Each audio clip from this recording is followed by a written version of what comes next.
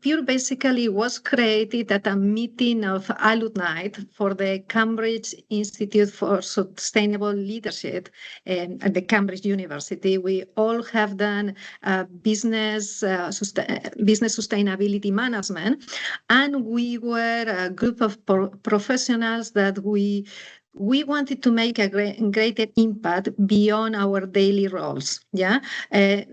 We have a significant expertise and we have an incredible network through the alumni, and we recognize the opportunity to bring valuable sustainability expertise to the business world. And therefore, this is how 8 of us got together and created Pure. Yeah. So what we want to do with Pure is the first thing is making it, or to try to simplify it, because there is a lot of jargon that sometimes we don't understand, or in business they don't understand, and it's how we can make it really simple, to the point, and business driven.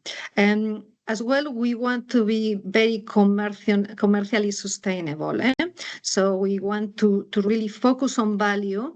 And therefore, if you look for us, we are called Pure, but basically our website is purevalue360.com. Yeah, because we want to bring value or prosperity for business, but as well for all the stakeholders around that. And so we have a strategic framework that we call the 4 elements, trying to simplify what we offer as well. And we have a direction. We offer that this is the element of air. So, and we cover areas like purpose and strategy that we are doing here as well. We have foundations with roadmaps, governance, etc. We have a lot of activation because a lot of the challenges that we find in everywhere, actually, but in climate, they are people-centric, and how we change behavior and how we can manage that. And the final one is the water, the value, the fluidity that go across collaborations, partnership, communications, and continuous improvement to really help us to grow and to prosper. So that's basically what we offer. And in this London Climate Action Week, we have 4 sessions. This morning we have been talking about purpose in leadership. Today we were going to have Ian talking about strategy. Yeah, and why we have to think about in a different way. And on Thursday, we have about how we can activate teams, how we can engage, how we can bring them together. And we are partnering with Climate Fresh and with Biodiversity College to really showcase that combining tools of gamification with change management, we really can move significantly the teams and create progress. And the final thing is a more toolkit that we want to give around change management, how you can use change management to really activate climate change and sustainability transformation. So this is from Pure, actually. And so now we want to enter in the exciting part of the presentation, and that is around thinking or rethinking strategy. Yeah. So I'm very pleased to have Ian with us, that has a lot of experience in strategy and growth. I think that over 30 years, he has held partners roles in large and specialized consulting firms, have created Stratega, that is a company working across, it's a global company, but has offices in Europe and South America, and focusing on impact through a strategy and innovation.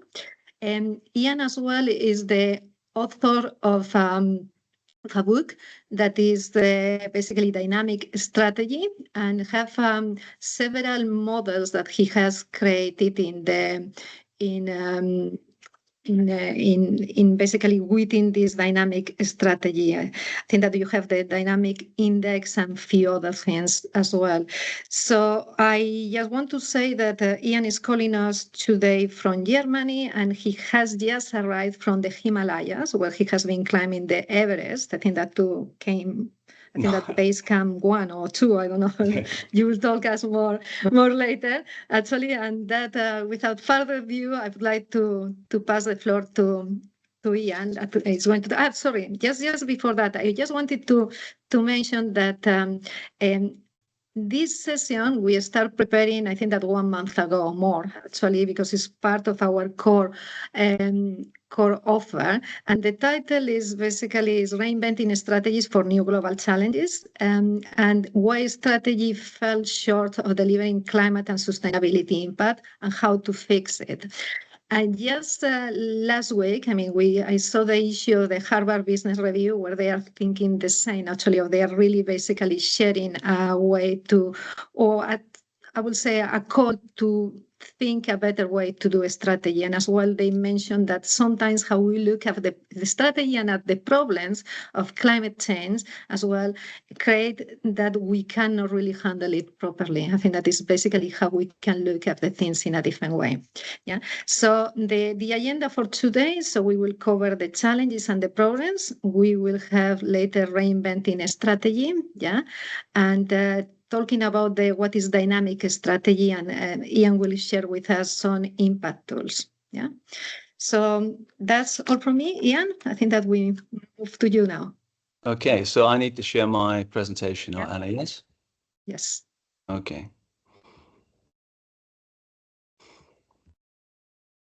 Cool.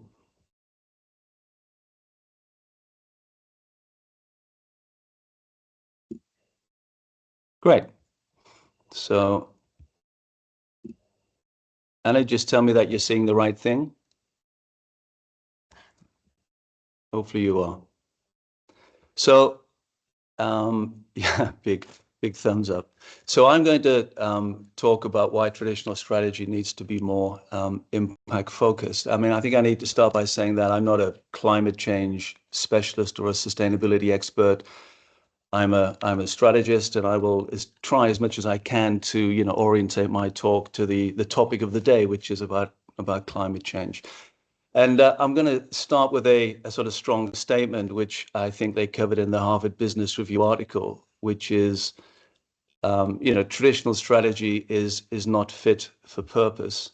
1 second, I just need to get this thing off my screen. There we go. Oops. 1 second. Can you share? We don't see the screen now. I know, I need to get it back 1 second. Right. That's better. No, it's just that I can see a thing on the right-hand side of my screen with everybody's name, which is covering my notes, but never mind. I'll try and get around that somehow. Move that to the side of the screen, maybe. There we go. Okay. So let's start that again. So yeah, I'm starting with a strong statement that traditional strategy is not fit for purpose to address today's challenges, and we need to do strategy differently and produce different strategies. And maybe I'll talk a little bit about the research that we've done with heads of strategy and chief strategy officers, and also through our client work around the world. And what we hear often is that, firstly, strategy is not managed as an integrated whole in organizations. There's a disconnect between strategy design and the other growth initiatives such as innovation and venturing. And there's also a clear disconnect between front-end strategy design or formulation and the back-end execution or implementation of that strategy. They also tell us that strategy is too narrow in the way it's used, more as a precursor to operational planning and budgeting, rather than as a continuous creative process of value creation. They also tell us that it's too slow. It takes far too long, typically 3 to 6 months for strategy development. We believe that is too slow by a factor of 4. It should and can take 3 to 6 weeks. And we believe that strategy needs to adopt the best practice elements from agile working and design thinking to make it a process fit for modern organizations. We also observe that strategy is still mainly done in the boardroom. We believe the process needs to be more open, more inclusive. It needs to involve as many stakeholders in the process as possible so that there's much greater alignment and ownership of the final strategy. Now, clearly these things differ in different parts of the world, but I would say these are typically problems that we find in all of the major business markets. We also observe that strategy is still too focused on the profit imperative instead of a broader range of impact metrics, and that there's often a lack of coherence with regards to goals and metrics. They also tell us that they're unclear about the role of new technology in strategy. We believe strategy is a process, needs to embrace and include the enormous possibilities of artificial intelligence as a means of accelerating the overall process, and also to produce deeper insights and quicker results. And clearly that also means we are speeding up the process. And I think finally, what we hear a lot is that there's literally a lack of vision. There's too much short-termism, too much focus on delivering the plan, hitting quarterly targets, rather than being laser focused upon achieving the longer term vision, which at the end of the day is what your strategy is all about. So in summary, clients and strategy professionals are telling us that the way they do strategy needs to change. It's too narrow, it's too slow, it's too static, and it needs to be a much more dynamic, creative, innovative process. The good news is that if anybody knows the history of strategy, strategy has always responded to global challenges. And if you look at, for example, in the 1930s to 40s, approaches to improve efficiency emerged when organizations needed to make step changes in productivity. In the 50s and 60s, methods to decentralize and simplify were a response to overly bureaucratic and cumbersome organizations. In the 80s and 90s, competitive frameworks emerged to give organizations tools to position themselves in an increasingly competitive global marketplace. And in the 21st century, we've seen many new approaches and new models, such as blue ocean strategy, as well as many others. So I think strategy as a discipline, let's call it, has always been very responsive. But today, clients are telling us that strategy is much more difficult than it's ever been. They're telling us that it's so hard to manage the extreme complexity of today with the many overlapping global challenges. They tell us that the pace of technology change is faster than ever before, disrupting their traditional business models, creating both threats and opportunities. Keeping up with emerging so-called deep tech technologies such as quantum computing, artificial intelligence, is a significant challenge for businesses, but as I say, also a potential opportunity. Since the global financial crisis back in 2008, it seems there's been one false dawn after another. Just when things seem to be improving, another crisis hits and severely impacts global financial markets and overall prosperity. And clients tell us this is a huge concern, and it prevents chief executives and strategists from doing what they like to do most, and that's develop plausible, reliable scenarios for the future. Was there ever a time when businesses felt they could operate in a truly stable global political system? Probably not. Maybe in the 60s, maybe. But today we see almost constant turmoil and instability. As a response to the current situation, we're now seeing the emergence of new terms to describe global supply chain strategies.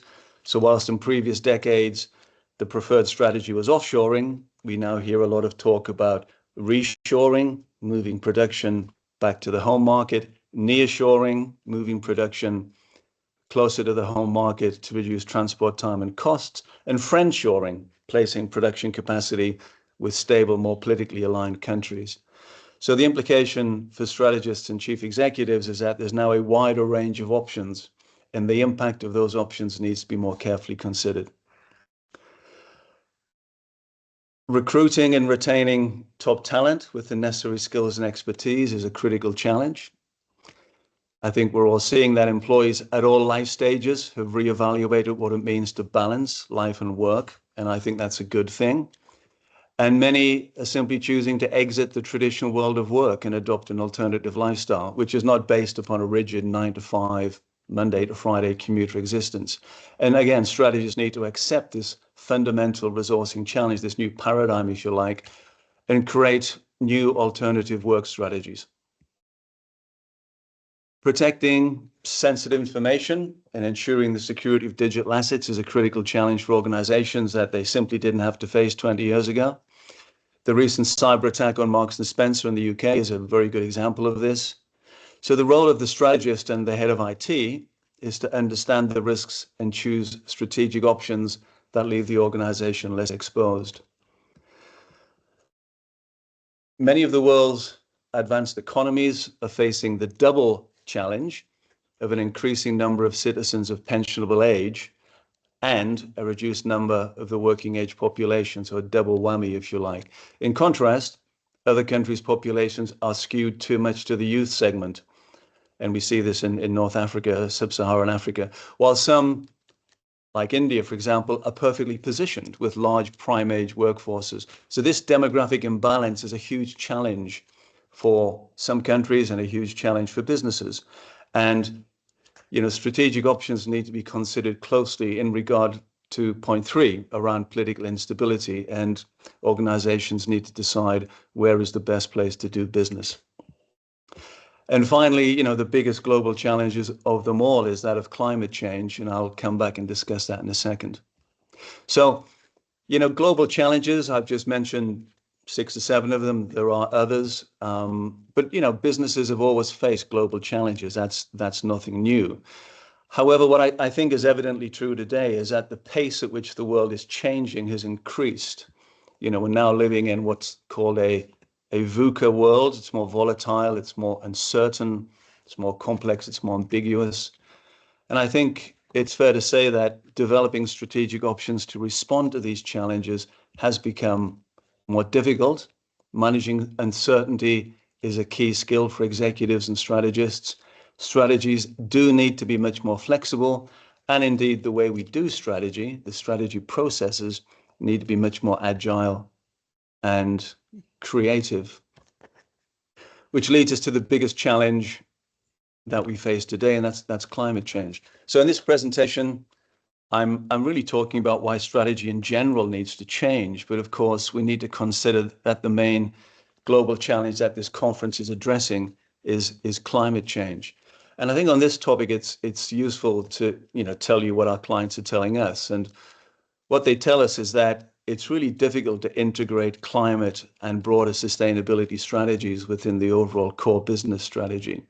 They tell us that sustainability initiatives are still largely seen as a cost and not an opportunity, and that's a mindset change that they're struggling with. They tell us that sustainability sits at a lower organizational level than strategy. It feeds into strategy, and it doesn't have a seat at the top table, which again is a problem, and one that we often try to help address. They tell us that metrics are difficult to align, that traditional business metrics are very difficult to align with those relating to sustainability. And they tell us that executing on the core business strategy and on sustainability initiatives together is really difficult. So the clear message that they're telling us is that the way we do strategy needs to change in response to these specific concerns and challenges, as well as the other broader issues that we discussed earlier. So, as I said, whilst our approach is not specifically designed to solve only the issues around sustainability and climate change, our clear point of view is that strategy in general is not fit for purpose, and strategy needs to be reinvented, and we need to do 4 things differently. It needs to be more integrated, it needs to be more joined up, it needs to be accelerated, it needs to be a quicker process, it needs to create broader and deeper impact with greater focus on value creation, and it needs to focus much more on the ultimate realization of the long-term vision rather than just being incremental and short-term. So I'm going to take each of these 4 areas one at a time and briefly look at the problems that we see and what we believe needs to change. So firstly, as I said, we need more integration, we need greater clarity and alignment. The trend towards greater participation in strategy, which I think has been positive, has led to strategic responsibilities becoming extended to multiple actors. So we see the Transformation Office, the Sustainability Center, the Digital Lab, the Innovation Unit, the Venture Accelerator. And I think the risk that we see here is strategy overload. But most importantly, we see disconnected strategic initiatives. We see siloed thinking and confusion.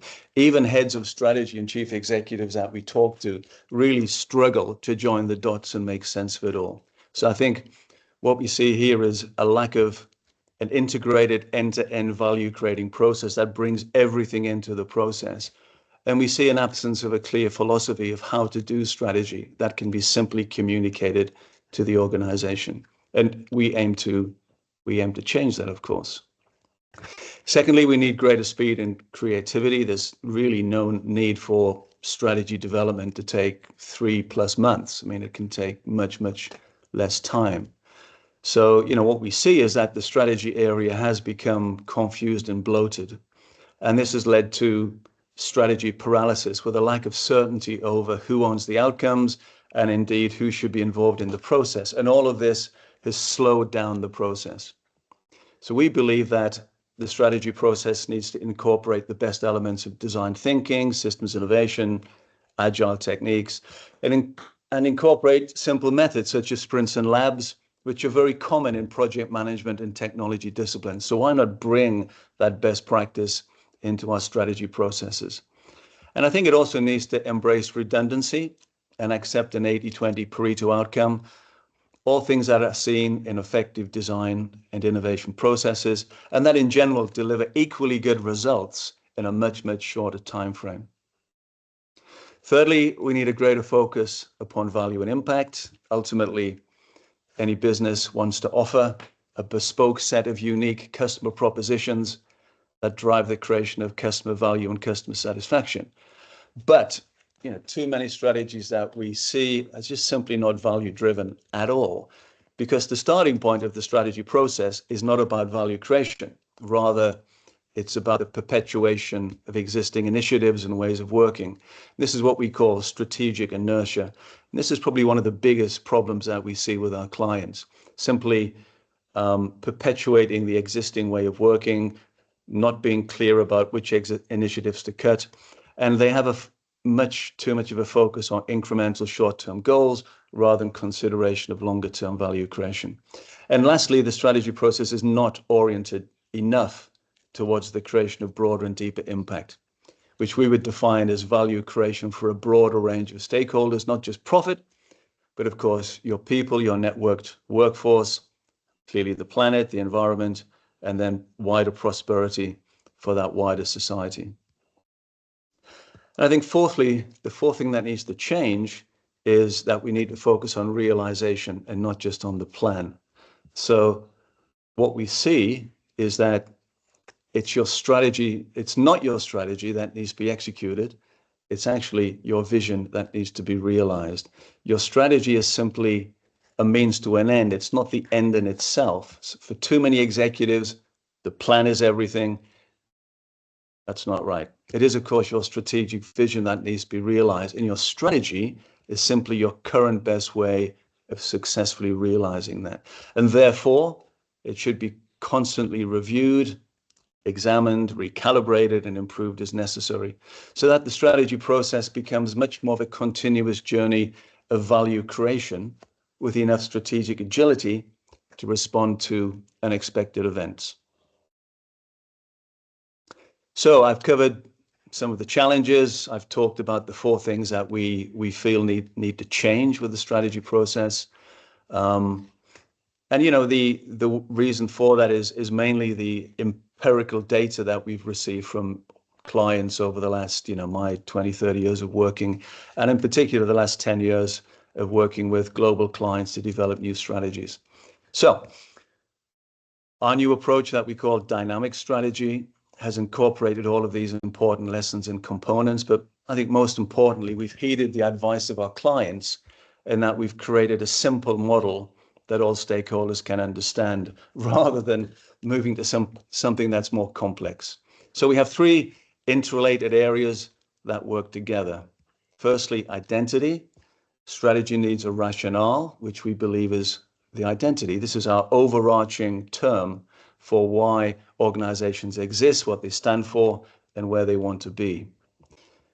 They need to be creative in developing new opportunities, and they need to be clear and decisive in choosing which options to take, and we call this invention. And they need a rigorous approach to implementation, a detailed map to guide them with associated structures, initiatives, governance mechanisms, and support mechanisms. And we call this area impact. And all of these three areas work together in a strategy system. and I'll briefly cover each of these now. I think, let me just reinforce the point about the system, because we believe that strategy should be approached in a systemic way, because all of those three areas work together. Without a clear rationale around identity, you can't develop options and choices, because you don't know why you're choosing any one of those options. Without a rigorous approach to implementation, you're never going to extract the value from that strategy. So all of these three areas need to work together in a clear system. So if I just take identity first, we use identity as a composite term within our strategy model, a composite term that represents four specific aspects that we believe are the necessary and logical starting point of any strategy process, and an important pillar upon which an organization is built and sustained. And we can think of them as a set of key questions. So why we exist, our purpose, how we will act, our principles, where we want to get to, our vision, and the value that we want to create, our impact. And our key tool in our system is what we call our impact compass. It's a navigation tool. It's a guide to help you get to where you want to be. It keeps you on track. It's your North Star, if you like, throughout the strategy process. And our graphical depiction also suggests building the understanding of the identity from the inside out. So starting with the core purpose that Neil Gout talked about this morning, and moving outwards to develop the principles, the vision, and the impact goals. Invention. So strategy is about options, multiple potential opportunity spaces, or as we call them, domains. It's also about choices, deciding which options are the best and being explicit about why we think that option will help deliver our vision or why it won't. So being very specific about what we are going to do and being very specific about what we're not going to do. So our invention phase uses what we call our idea, imagine, design, accelerate process, and it's based upon three key principles that help to overcome the common design challenges. So in this phase, we ask new questions to get different answers from your competitors. This helps to prevent what we call strategic convergence, especially in a world of Gen AI, where every question is answered from the same massive database. So you need to build your own unique insights and your own unique ideas. Secondly, you build the strategy from a strong foundation of potential business development opportunities, what we call domains. So this helps to overcome the common challenge that strategy is difficult to execute.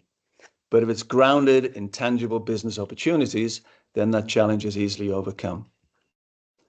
And thirdly, you use strategy as a dynamic tool or map rather than a static plan or instruction manual. So you use your portfolio and roadmap as active management tools. You can course correct, you can be prepared to make adjustments as necessary, and make strategy a truly continuous process. And this overcomes the challenge of strategic perfection, which is the belief that you need to get it right first time, because you don't. You can course correct, you can challenge your own assumptions, and you can make changes. And then lastly, the impact phase utilizes a range of mechanisms to ensure that we realize the full value of the creative efforts in that second invention phase. And as I said, it's a continuous process of ongoing value realization. And we use a simple tool taxonomy, which is in our book, which I'll talk about later. And it ensures that all of these work seamlessly together. So at the strategic big picture level, we have our portfolio and roadmap.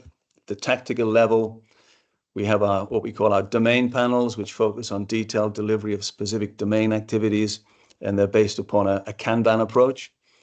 And somewhere in the middle, we have what we call our initiatives dashboard that provides an overview of all strategic initiatives. And then to bring it all together, we use an impact business report, which provides a detailed view of all of the key financial and other impact metrics collated by domain, showing current performance against target and future forecasts. So this is a critical part of any implementation system, provides detailed evidence of how we're achieving the tangible objectives that we've derived from our long-term vision. So the key message here, which you've probably heard me say a number of times now, is that you have to actively manage the implementation of the strategy in an integrated manner. In many organizations, There's simply a disconnect between their strategy and how they manage that in their business. And we believe this is wrong, and we believe that our approach remedies that. So I've quite quickly and briefly introduced the philosophy of the dynamic strategy model, and I've given you an overview of the various elements. There's certainly a lot more detail that I've not covered. It's really just a sort of high-level introduction to the system. But let me finish this section with some prompts to challenge and inspire you by giving you a comparison of traditional strategy approaches with that of our alternative approach. Of course, the key challenge is how do you move from the left to the right? How do you introduce an alternative, accelerated, impact-focused, innovative approach when you've been using traditional methods to date? And I think our answer would be to use a simple yet effective change process. And I think Anna's going to talk about change management and change processes later in the week. But we would suggest using a simple yet effective process that we call adapt, adopt, and embed. So in simple terms, you adopt a new model, you adapt what does not work, you adapt what does work, you throw away what doesn't work, and you try to embed that new system within the organization. So I think what we've seen with our clients is that moving from a very traditional approach to a completely new approach, i.e. taking everything on the left and moving to the right, is actually very difficult in one iteration. But maybe 2 or 3 iterations of your strategy process by taking, as I say, taking the parts that you can adapt more easily and then ultimately embedding all of it into your organization is a really good way to make that what is quite a very difficult change from a traditional approach to a more dynamic approach. Okay, so we're at 25 minutes of my presentations. I've got about 5, 6, 7 minutes left. In this last section, I just wanted to talk about a tool that we use with clients to help keep them on track. And I'd like to preface that by saying that, strategy is and should be dynamic. It's a means to an end. It's not the end in itself. You've heard me say that already. The end goal is all about realizing value for all of your stakeholders, remaining true to your purpose, and reaching that vision. And that progress towards that end goal needs to be regularly calibrated and reviewed. Okay? Because, let's face it, no strategy can be perfectly designed in order to achieve an outcome that might be 5 or 10 years in the future. It's simply not possible or desirable to attempt to build such an accurate and detailed critical path with every activity and initiative being specified to the nth degree. It's simply a recipe for failure. I mean, there will invariably be unexpected and sometimes expected challenges along the way. And these challenges will require you to make changes to your portfolio, to your roadmap, to change the set of strategic initiatives, to change the way that you manage the domains, especially in your second and third horizons. So in the impact phase, the key question is, do we believe that the strategic portfolio will continue to deliver the desired impact? i.e., will the active management of our portfolio deliver the required overall value over our target timeframe? And if the answer is not, we need to course correct and we need to consider other options. So, we call this managing the impact equation, and it's really all about managing what we call the unrealized domains within your portfolio. So if you consider your core business that we see here, this is the business that you're currently working on. The next horizon that we call next steps, next phase, next moves are domains that are not quite fully formed, but you could, within a time frame of say 6 to 12 months or 6 months to 24 months, bring them into your core business. And of course, in that third horizon, we're looking at domains that really do need quite a bit of work because the capability within the business or maybe the specific market opportunity is not there. But we still need to be working with and managing those unrealized domains. And we basically call this managing the impact equation. Okay, so that's using your impact compass and your domain portfolio and your roadmap to constantly recalibrate and work with the different domains within your portfolio. It's a fine balance. I mean, it takes judgment and experience, obviously the right metrics. You need responsive management systems, measurement systems, and you need decisive management. It's, it's not a simple matter to manage this equation. It requires brave decisions to be made, trade-offs to be considered and negotiated, and perhaps a range of stakeholders to be consulted and involved. For example, is it okay to be less sustainable when profits are declining? Do you put profit first? Is it responsible to risk short-term financial stability to ensure longer-term environmental impact? Perhaps, but that's the adjustment that you need to make. Serious dilemmas will be faced, and there's not really a right and a wrong answer. But what we found with clients working with this very simple tool is that if we approach strategy in a dynamic way, we will at least be furnished with the right information to help us make those decisions. And that's all about a blend of the right metrics and working with a much broader set of what we call impact metrics. So that's profit, people, planet, and prosperity. And we believe that managing the impact equation is a key capability for the second quarter of the 21st century that all executives and strategists need to embrace. So I'm just coming up to 30 minutes of my talk. So let me just wrap up. So I've talked about 4 things today. I've talked about some of the key global challenges and why strategy needs to change, especially to make it fit for purpose in dealing with those future challenges. Secondly, I discussed the main things that we need to address in any new way of doing strategy. It needs to be more joined up, it needs to be quicker, it needs to have a broader focus on impact, and it needs to have a laser focus on realization of the vision. I very quickly, very briefly gave you a high-level view of an alternative model that we call dynamic strategy, with the 3 interrelated areas of identity, invention, and impact. And finally, I very briefly discussed a key tool to help manage the greater impact, which is this managing the impact equation. So, in such a short presentation, we can only introduce these topics briefly and give you an overview. And we did start a little bit later, so I've tried to speed up, but I hope it's given you some insight and some inspiration. So it's been a pleasure to talk to you today. I hope you can take something away from what I've discussed. All of the topics I've talked about today are covered in our recent book, Dynamic Strategy, that I wrote with my friend and partner, Tiago Grande. If you'd like to contact me to discuss how I can help you, please do so. And if you'd like an e-copy of the book, please just send me an email. Here is my email address, and you can easily find me on LinkedIn. And I believe my slides will be available through the conference organizers as well. So thank you very much, and I look forward to answering some questions. Anna.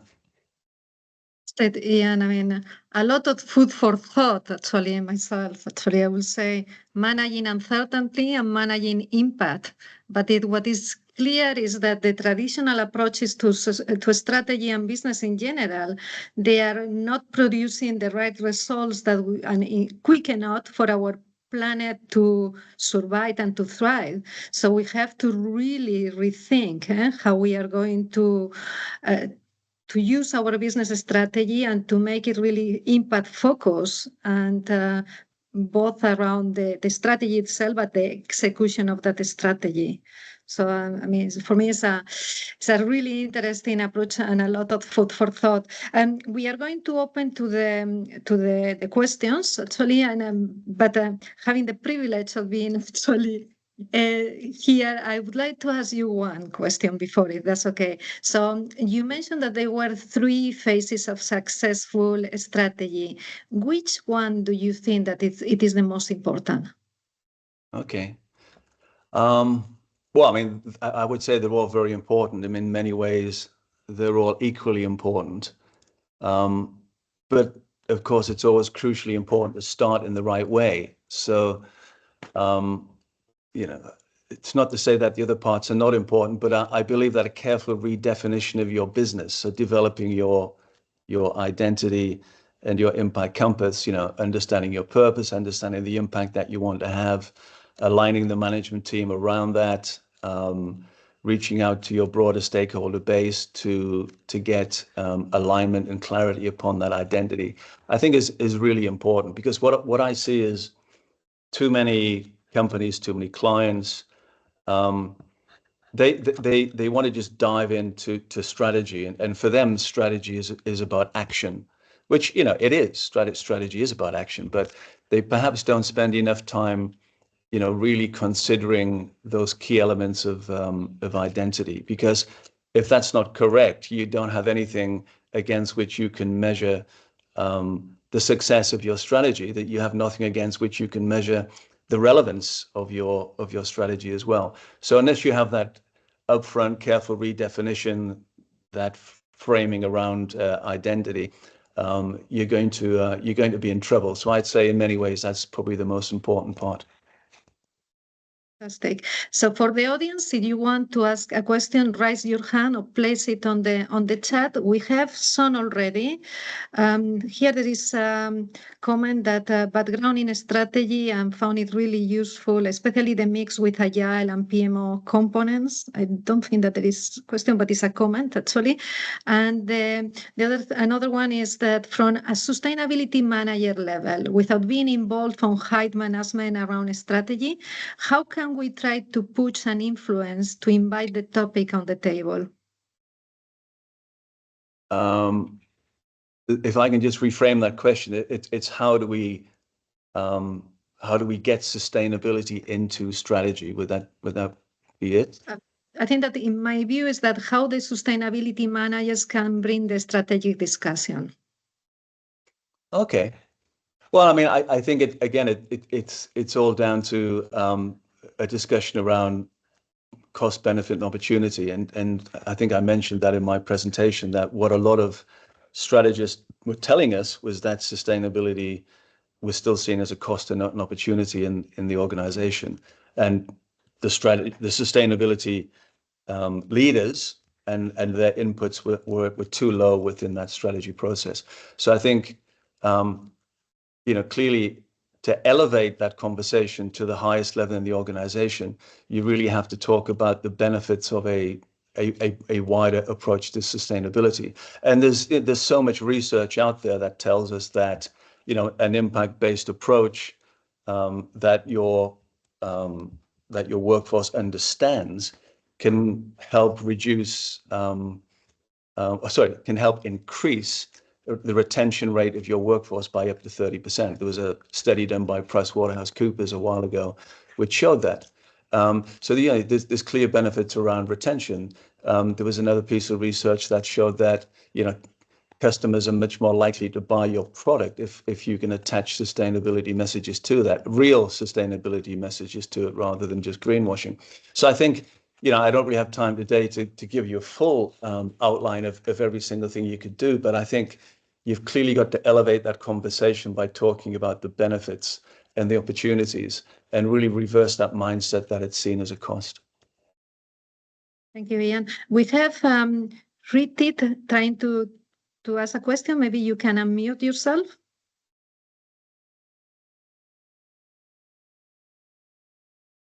I hope that you can, actually. Maybe.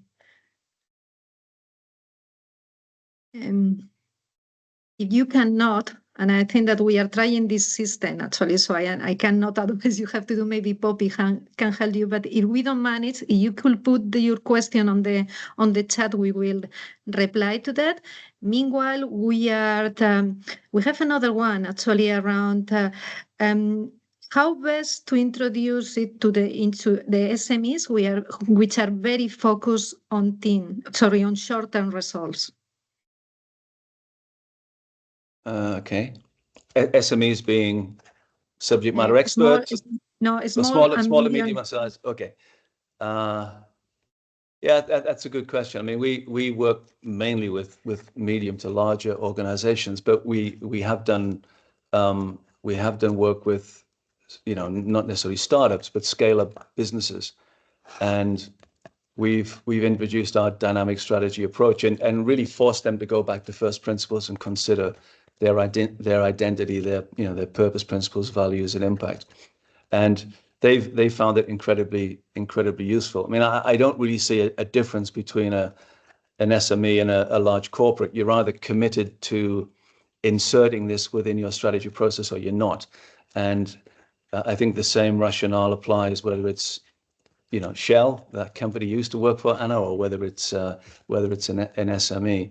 I mean, you could say that there's a rationale that in an SME, you have to start in the right way, and you have to start as you mean to go on.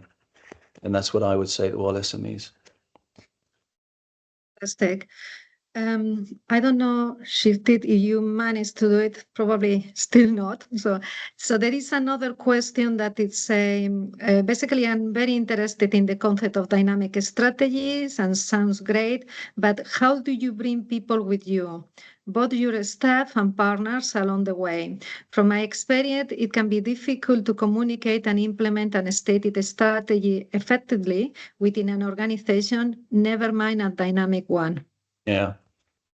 Yeah, like I said, I mean, if you want to move from the left side of that chart that I showed you with the various components of a traditional strategy to the right side, which is much more, let's call it advanced as a strategy process, the dynamic approach, it takes time. I mean, the first thing you need is senior management commitment. You need to have a chief executive, a chairman, a board of directors, or a head of strategy who realizes that the way they're doing it is not working and they want to make a change. Now, you then need to persuade them that dynamic strategy is the way to go. And the way that we do that is by saying, look, there are a number of key things that we can give you by implementing this new strategy. And it's very much a focus on value. So we very much emphasize the sort of creative, innovative way of doing strategy, because for us, strategy is all about value. Okay, strategy is about developing new, unique, and exciting creative options, choosing which options you're going to take forward, and then working out how best to implement them. So for most people that we work with, that's actually quite a cool thing. It's interesting, it's cool, it's sexy. It's not just putting together a spreadsheet. It's a much more visually inspirational, exciting process. So I think making it, and we do try to make it incredibly visual and stimulating. So if you look in the book, you'll see we have hundreds of different tools and charts that we use. So I think, like any change process, make it as interesting, as stimulating, as sexy as possible, but also with a focus on the outcomes. If I just may add a little bit there, I mean, the most important thing is basically creating what is there for me, for the people, and how you can bring them along. Yeah. So it's basically how you can distill the big objective into the individual objective. So yeah, and just building on that, I mean, thinking of it as a key skill or capability that you're going to learn. So there are, literally hundreds of tools in our system, but learning the tools around identity is really, really important. Learning all of the tools around invention, insight generation, idea generation, domain creation, and then putting that into a roadmap and then into a portfolio is usually, for most people, a new set of capabilities. And learning something new is always exciting, it's always interesting, and you can normally get people behind that. So we have finally the comments from Hitir. Sorry if I don't pronounce your name properly, but so is that why you think that to rethinking on the strategy is that mean that our previous strategies are outdated? So it's basically, do that mean there is another one together with how you correlate with AI and climate action, and what means that the tradition, and does it mean that the traditional approach is not effective? Okay. So yeah, I mean, on that slide that I put up there, looking at traditional versus dynamic, I really don't think traditional approaches are relevant for today. They're all of the things that we mentioned, they're far too slow. They're not focused on value. There's not enough creativity within those approaches. They're really not fit for purpose for the next 25 years. And as far as AI is concerned, we do within our business, we use AI to accelerate that insight development process. We use AI to evaluate between different options. We use, which is strategic choice. You know, we use AI to develop sort of mini business cases for each of those potential domains. So AI is being used all of the time within strategy. And I think if you're not using AI, you're probably stuck in a traditional paradigm and mindset. And we would very much recommend that you move on from that. Yeah. If I may add something, actually, I was yesterday part of this London Climate Week in a dinner that we were discussing strategic choices in technology, and AI can really help you. What are the trends and what could be the technology that can really help you in different areas? So I thought that there are more in AI to help strategy that we think. Yeah. I think So just on that, I mean, obviously AI doesn't make the decision for you. It doesn't make the choice, but it can help present the choices in a way that allows you to much more quickly and much more effectively make that decision, I would say. Okay. Very good. So we are at 3:00 right now, actually. So I think that we will be closing. If you want to contact with us, I put the details of basically of Pure as well. And you can join us in other sessions and we can continue the discussion. So it has been a pleasure to have you here. Thank you, Ian, for this really interesting presentation. And let's continue with the London Climate Week. See you, everyone. Yes, have a good week. Bye.